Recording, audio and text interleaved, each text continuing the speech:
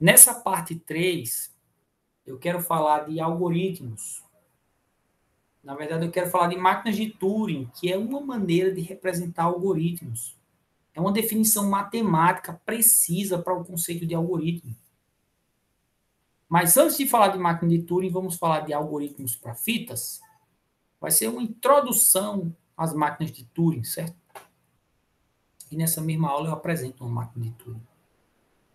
Mas o que são as máquinas de Turing? Como introdução a esse conceito. É um modelo de algoritmo proposto por Alan Turing, e é por isso que tem esse nome, em 1936. Veja bem, não existe uma máquina de Turing. Ele é um modelo para criar máquinas, para criar algoritmos. Cada algoritmo é uma máquina de Turing, certo? Ele não é uma máquina, ele é um modelo para criar algoritmos, criar máquinas, máquinas abstratas, não são máquinas físicas reais, não. E na segunda parte da primeira aula, né, eu já falei desse histórico aqui, que leva a Alan Turing e tudo mais. E a inspiração para criar as máquinas de Turing, algum livro descreve isso, não sei se Turing realmente pensou nisso, mas é como a gente calcula, como é que a gente faz contas, como é que a gente calcula a resolução de um problema qualquer. A gente pega um lápis ou uma caneta, um papel e vai escrevendo símbolos. A gente escreve símbolos, certo? O mais, os dígitos, a vírgula, cada coisa dessa é um símbolo. E aí a gente pode entender essa folha onde a gente rabisca as coisas como uma matriz de 2 dimensões, composta por símbolos. E uma matriz dá para representar como cadeia? Dá, eu não mostrei lá nas imagens, que tem como representar aquela matriz como uma cadeia só. Então, uma folha de papel também dá para entender como sendo um tipo de memória que eu escrevo símbolos. Às vezes até substituo um símbolo por outro, apagando e reescrevendo. É um tipo de memória bidimensional, mas ela é equivalente a uma memória que seja unidimensional. O que fica numa folha de papel pode ser tratado como sendo uma cadeia só. Entende? Então, por conta disso, e para ser o mais simples possível, o modelo máquinas de Turing, que eu abrevio como MT, ele tem um tipo de memória linear, que nesse tipo de memória você escreve cadeias. Cada posição dessa tem um símbolo. Ele é um tipo de fita, no sentido de fita, um objetozinho plano e muito longo, muito comprido, né? Qualquer coisa assim é chamado de fita, uma fita métrica. Mas, assim, alguns anos atrás, a analogia perfeita seria fita, por exemplo, fita cassete, ou fita de videocassete, né? Fita de áudio, fita de videocassete, que eram realmente fitinhas com algum tipo de representação magnética lá, que guardava som, vídeo e também dados binários. Elas também podem ser usadas para isso. Só que ela vinha numa caixa plástica e vinha enrolada, né? Eu não sei quantos de vocês viram isso. Que cada vez mais as gerações não conhecem mais isso. Mas ali tem uma longa fita e ela guarda dados. Então a máquina de Turing tem uma longa fita dessa. Cada posiçãozinha dessa, ela é dividida em posições bem separadas. Cada posição guarda um símbolo. Então ela guarda uma imensa cadeia. Certo? Ela guarda uma imensa cadeia. Na verdade é infinita. Como é um modelo matemático, a gente assume essa abstração de que é infinita. Alguém escreveu aí alguma coisa? Não, fui eu ia perguntar justamente isso, ela era finita ou infinita? Ela é infinita para, como é que eu digo? Para deixar a máquina de Turing o mais capaz possível. E será que a quantidade de memória ser restrita limita os problemas que ela poderia resolver? Sim, limita. Então ela tem uma memória infinita. Mas aí a gente depois vai estudar nessa disciplina, na verdade não dá tempo, mas se estuda quanto de memória realmente é preciso para resolver um problema. Ela é infinita, mas você pode usar só uma parte dela. Você sempre vai usar só uma parte, não vai usar infinitas coisas. Mas que parte, de que tamanho, isso é estudado separadamente. O modelo tem uma memória infinita. Mas dependendo do problema, você pode usar mais ou menos dessa memória. Certo? Outro detalhe, essa memória infinita, deixa eu ver onde é que está isso. Mas ela começa só com a cadeia de entrada. Lembre-se que a gente vai tratar de problemas que tem uma entrada, você tem que dizer sim ou não. Certo? Deixa eu adiantar aqui, adiantando alguns slides. Por exemplo, esse problema. Problema da paridade. Eu quero saber se um número é par ou ímpar.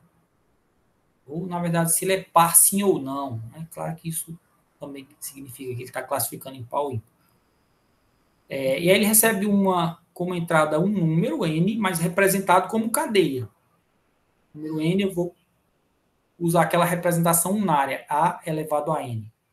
Quer dizer, n repetições do símbolo a. Certo? E aí eu quero dizer sim se essa quantidade, ou seja, se esse número for par, ou aceita se o número for par, e ele rejeita, ele diz não se o número for ímpar, se ele não for par. Então, para eu resolver esse problema, eu vou propor um algoritmo, no caso, na explicação que eu estava de máquina de Turing. Uma máquina de Turing que recebe qualquer cadeia, interpreta ela como número e responde isso corretamente. Então, a máquina de Turing ela recebe uma entrada e vai responder aceita ou rejeita, sim ou não. E essa entrada vai para onde? Vai para a fita. Deixa eu voltar. A cadeia de entrada começa na fita. Certo? Alguém ia perguntar alguma coisa? Eu ia perguntar, como ela tem, a ideia dela é ser infinita? E, por exemplo, nesse caso da paridade.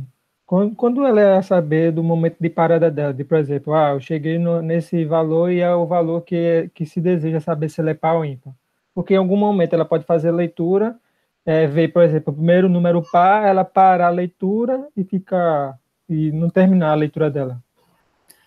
Pronto, esse slide aqui, na verdade eu até pulei um.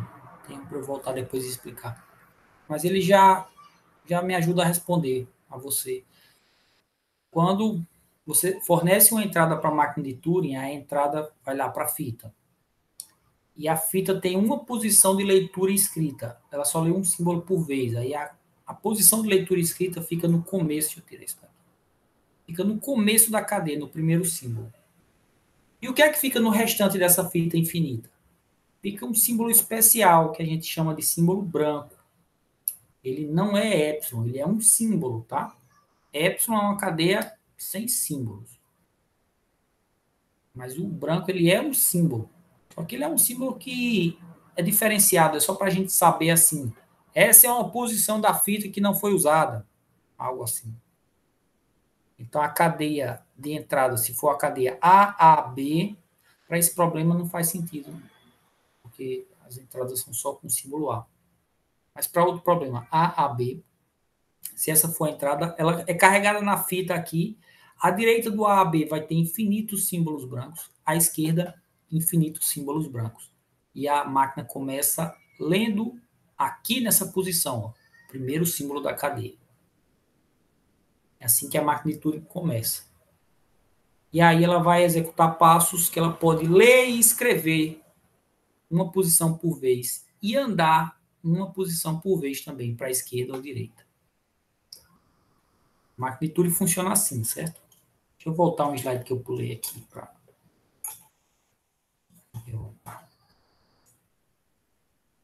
Isso aqui é a mesma coisa que eu já expliquei naquele slide.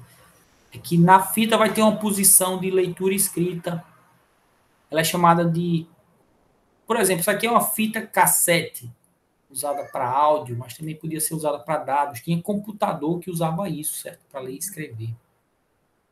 E ela tem a característica de ser sequencial. Tipo, você está no meio dela e quer ver um negócio que está lá no fim, tem que girar isso aqui para poder conseguir alcançar a posição que está no fim, está lá do outro lado. Tem que girar esse para recolher a fita todinha para chegar em alguma coisa que está aqui no finalzinho da fita, aqui enrolada aqui por dentro. E vice-versa. Se eu quiser o que está no começo, imaginando que o começo seja aqui, você tem que enrolar esse para que o que está aqui, bem por dentro da fita aqui enrolado, para que você chegue lá. Então, ela é sequencial, você tem que passar por todas as posições intermediárias para chegar em uma que você queira. Aqui era um som, né, que fazia isso, ele fazia super rápido, mas na máquina de Turing a gente trata como um passo por vez, ele vai andando uma posição por vez. Pode ser para a esquerda ou para a direita, mas é uma posiçãozinha por vez que ela anda. E ela pode ler e escrever em cada posição dessas. A máquina de Turing funciona assim. E aqui eu já expliquei, ela recebe a entrada fica lá na fita e tal. Só o que eu não vou apresentar ainda de máquina de Turing é como ela faz os passos, certo? Quais instruções ela consegue obedecer, digamos assim.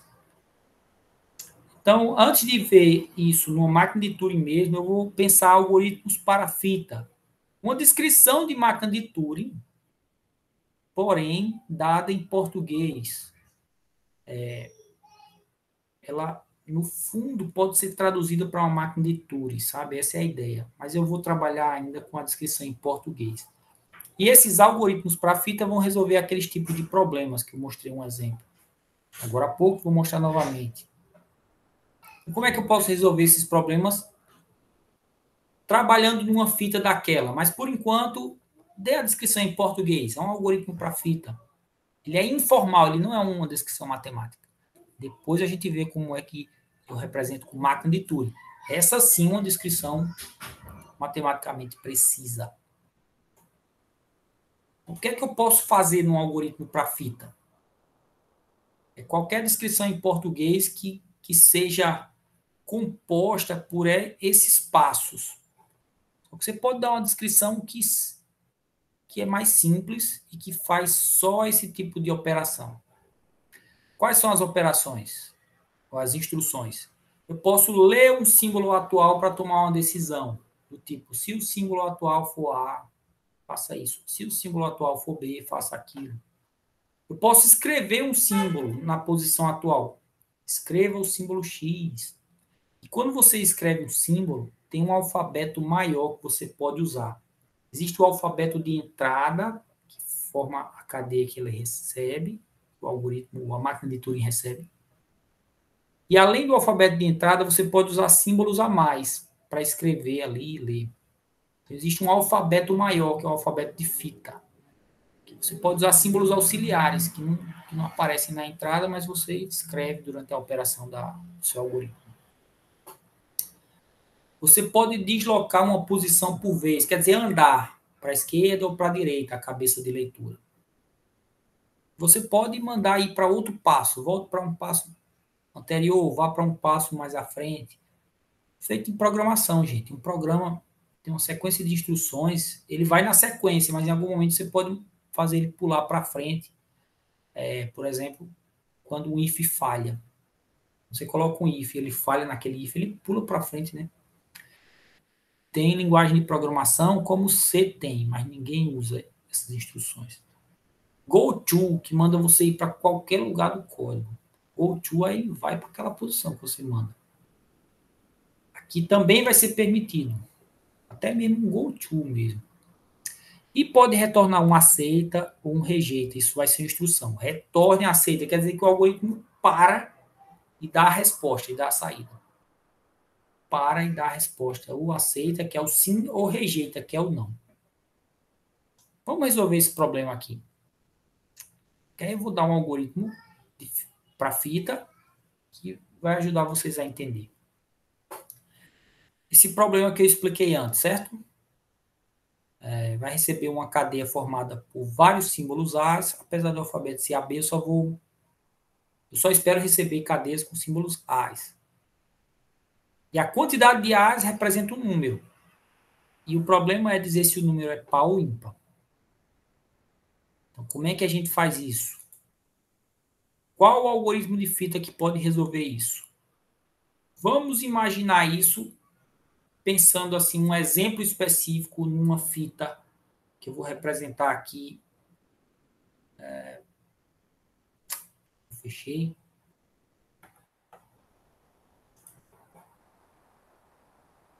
Que eu vou representar aqui como uma planilha. Aqui está. Olha só. Vamos supor que você recebe uma cadeia AAA. Ela tem 3 símbolos A's. Isso representa o número 3, que não é par. Como é que eu poderia fazer aqui os passos para testar esse número e dizer ele não é par, ele tem que ser rejeitado? Eu vou propor aqui a ideia, depois eu vou mostrar o algoritmo de fita, certo? Que realmente descreve essa ideia. Eu posso sair fazendo o seguinte, ó, o primeiro símbolo. Primeiro quer dizer que ela tem pelo menos um símbolo, um é ímpar. Nesse momento, quando eu leio um símbolo A, eu fico preparado para rejeitar. Mas a fita só vê um símbolo por vez, certo? Imagine que ela não está olhando para frente, não. Ela está vendo só isso. Esse circunflexo aqui representa o símbolo que ela está lendo agora. Ela está lendo o símbolo A. Aí ela lê o símbolo A, é ímpar. Ela está preparada para rejeitar. Mas vamos ver o que é que tem depois. Aí ela anda para a direita. No segundo momento, ela chegou no segundo símbolo. No segundo símbolo, existe um A ali. Então, quer dizer que essa cadeia tem 2 A's. Pode ser par, né? Pode ser que a cadeia acabe. Se acabar aqui, o algoritmo vai ficar preparado para aceitar. Vamos ver se acabou aqui a cadeia. Ele só está vendo esse símbolo, aí ele anda para a direita para ver o que é que tem à direita. Aí ele achou outro símbolo. Esse símbolo agora é o terceiro. Então, agora o algoritmo vai ficar preparado para rejeitar. Depende do que tem depois. Se acabou, ele vai rejeitar. Que até aqui ele viu 3. Então, ele vai andar para a direita de novo. Ele anda para a direita. O que vai ter aqui é um símbolo branco, certo? O símbolo branco é um quadradinho, mas eu não consegui achar aqui o quadradinho para inserir. Eu não vou procurar agora, mas... É um símbolo branco. Aqui tem um símbolo, mas é o símbolo branco. Ou seja, a cadeia acabou. E quando acabou, ele tinha visto 3 símbolos A's. Ele estava preparado para rejeitar, digamos assim. Então, ele rejeita. A lógica que eu posso seguir aqui, e que eu vou apresentar o algoritmo, é a lógica de ficar alternadamente preparado para aceitar ou preparado para rejeitar. Quando é que ele vai realmente dar uma saída? Quando chegou no fim da cadeia, quando chegou no símbolo branco.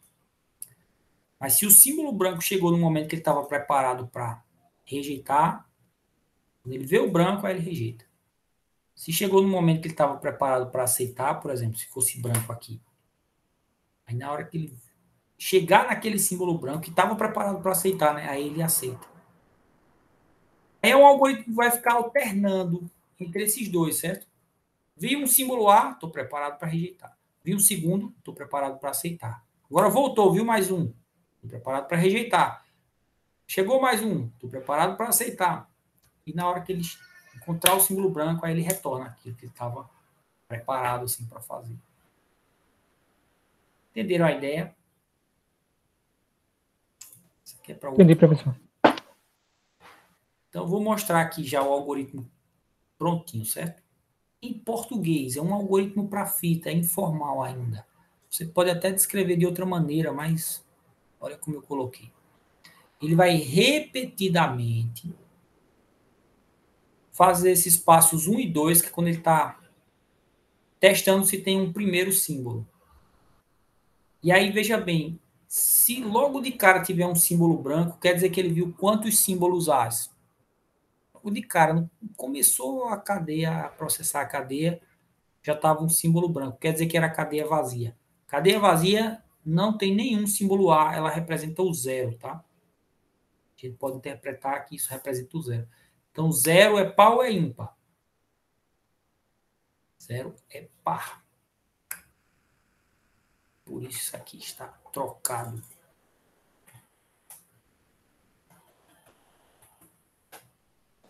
Nessa questão, ele teria que. Então, ele não poderia. Quer dizer, ele não teria que obrigatoriamente ler um A, né? Se ele recebeu um branco aí, ele já poderia aceitar, né? Porque por um momento, por esse início, eu fiquei com essa ideia. Ele tem que obrigatoriamente ler um A, mas agora que o senhor corrigiu, eu entendi que se tivesse vazio, ele aceitaria.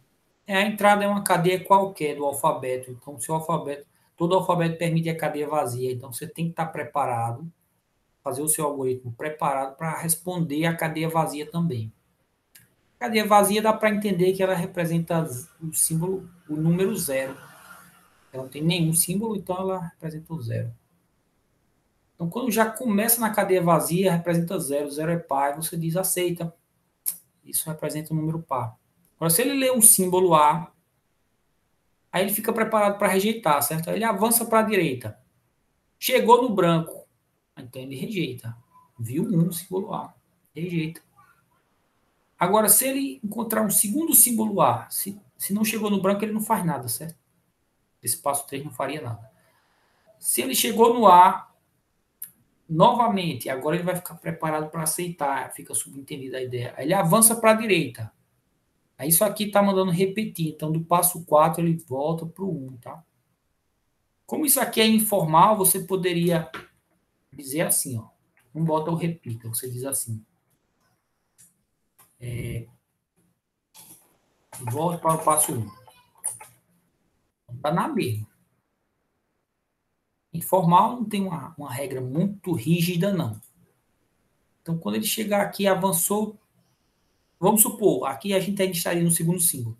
Avançou para a direita, aí agora volta para o passo 1 e ele vai verificar. Se chegou no fim da cadeia, ele retorna aceito, porque ele tinha visto 2 símbolos A. Mas se não chegou no branco, aí, porque provavelmente tem outro símbolo A, aí ele avança para a direita, tem um terceiro símbolo A aqui. Aí, se é um terceiro, ele vai ficar preparado para rejeitar. Aí ele agora verifica se tem um branco. Se tiver branco, rejeita. Mas se não tiver, provavelmente aqui ele vai identificar um A. Aí é o quarto símbolo A. Ele avança para a direita, volta para o passo 1. Se chegou no branco, aceita, porque já foram 4 símbolos A, quantidade par. Então, com essa lógica aqui, eu fico alternadamente assim, lendo um símbolo A e testando se aceita, lendo um símbolo A, testando para ver se eu rejeito. Aí leio o outro A, vejo se já posso aceitar, ou então leio o outro, vejo se posso rejeitar. Fica alternando entre essas duas situações, digamos assim. Esse grupo 1 e 2 aqui, basicamente assim, aceito se a quantidade for par, ou então leio mais um A e fico preparado para rejeitar. Aqui, rejeito se a quantidade for ímpar, ou avanço mais um símbolo A. A gente pode agrupar isso em 2 grupos de instruções, né? Entenderam essa solução? Esse algoritmo de fita? Uhum.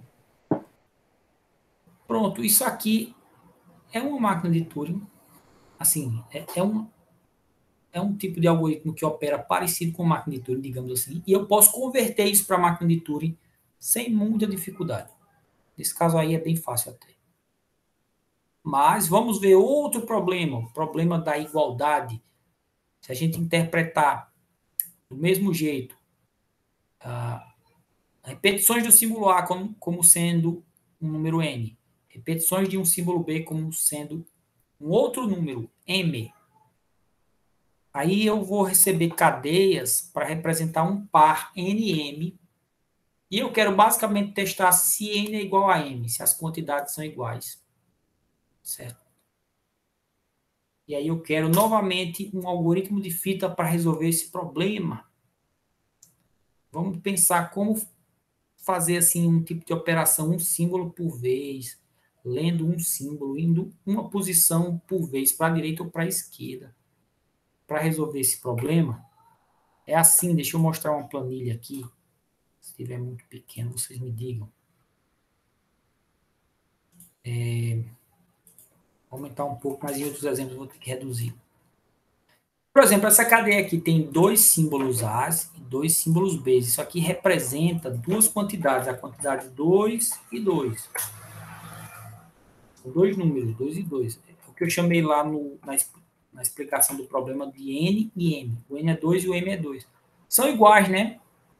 São iguais. Então ele deveria aceitar. Mas vamos pensar como é que eu faço um algoritmo que vai ler uma posiçãozinha só por vez. Ele não olha tudo como a gente faz e consegue dar uma resposta olhando todo, não. ele vai ter que ver um símbolo por vez, andar para a direita, ver um símbolo, andar para a esquerda. Como fazer isso? Veja, eu posso testar se a quantidade de A's e B's, se essas quantidades são iguais. Fazendo o seguinte, para cada símbolo A, eu tenho que verificar se tem um símbolo B. E aí eu posso pegar para cada A, eu marco substituindo isso por outro símbolo, digamos, por um X. E acho um símbolo B também para marcar e marco. Eu marquei um A com um B, certo? E aqui eu já fiz a planilha refletir aqui embaixo. Depois de vários passos, eu chegaria nesse ponto aqui, em que eu marquei um A e marquei um B. Eu teria que sair andando para a direita, né? Eu marco um A trocando por X. Avanço até chegar num B. Quando eu achar um B, eu troco por X também. Aí depois eu posso retornar para essa posição aqui, para procurar um outro símbolo A não marcado, para novamente marcar esse A e andar para a direita para procurar um B. Nesse caso, ele acharia um B. Aí eu marco. Para cada A, eu marco um B. Volto a fita e faço de novo. Para cada A, marco um B. Volto a fita e tento para cada A marcar um B. Ele vai tentar assim. Se ele conseguir marcar todos os símbolos, qual é o resultado? O que é que significa? Quer dizer que para cada A tem um B mesmo e não sobra nada. Nem sobra A, nem sobra B. Se todos ficaram marcados, aí ele pode dar a saída aceita. Essa é a ideia de um algoritmo para resolver esse problema, certo? Essa é a ideia que eu vou propor ali já no slide.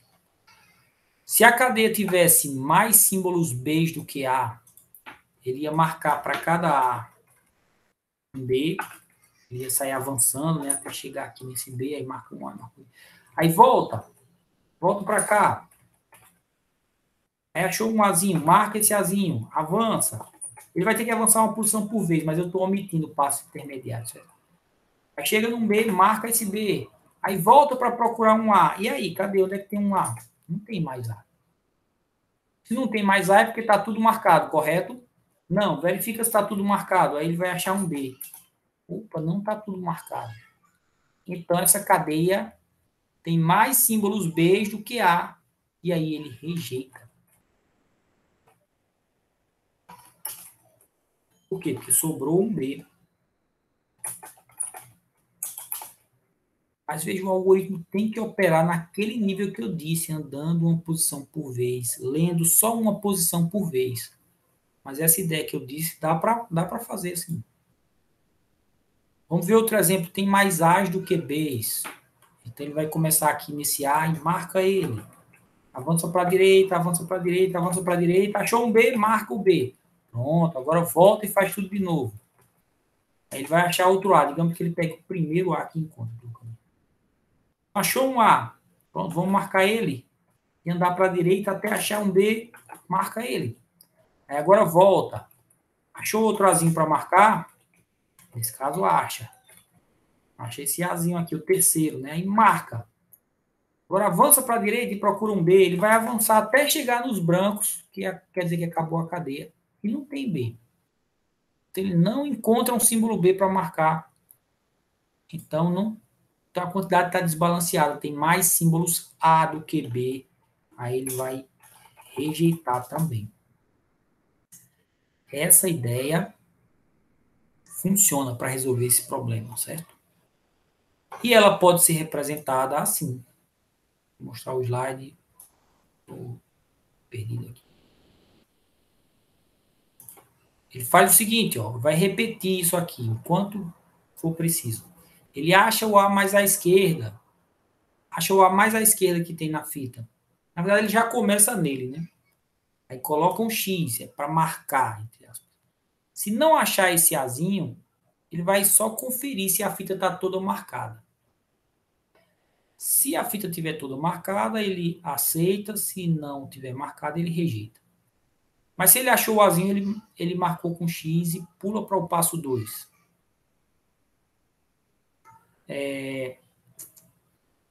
No passo 2, ele vai tentar achar um B que tem mais à direita. Então, ele pode pegar o primeiro com o último. Não foi assim que eu fiz, não, na planilha, mas você pode pegar o primeiro A com o último B. É uma maneira de você ir das extremidades para o meio. Aí ele acha o B que tem mais à direita possível e sobrescreve com X. Mas se ele não achar esse B, se ele não achar, é porque tem mais A, aí ele rejeita. Certo? E aí ele repete, acha um outro A mais à esquerda, que ainda seja A, né? Que ainda não foi trocado por X. Marca com X. Aí procura um B que tenha mais à direita, que ainda seja B. Marca com X. Então ele vai ficar sempre assim, marca um A e um B, marca um A e um B. Se em algum momento não achar o Azinho para marcar, ele confere se a fita está toda marcada só com X. Se ela tiver, aceita. Se não tiver, se faltou algum símbolo marcar, rejeita. Tá aí um algoritmo para fita que resolve aquele problema, certo? Entenderam esse algoritmo? Entendi, professor.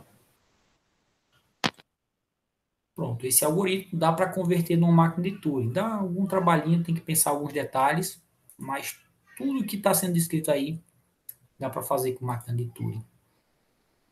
Certo? Estou Essa trabalhando. ideia de Sim, ela escrever, de certa forma, é um diferencial, né? Porque ele consegue identificar, por exemplo, nesse caso aí, o que ele já conseguiu percorrer e você usar essa marcação como uma forma de verificar, de checar, né? a máquina de Turing ela permite escrever para você poder usar informações auxiliares, né, na resolução do seu problema. Inclusive, você pode deixar a fita intacta e ficar escrevendo alguma coisa depois da fita. Ou pode fazer as duas coisas. Depois da fita, não, depois da cadeia de entrada. Tudo é na fita, certo? Ou você pode fazer as duas coisas, sobrescrever símbolos da cadeia de entrada e também escrever coisa depois. Você pode escrever naquela área dos símbolos brancos. Aí tem infinitas posições para você usar como auxiliares, certo?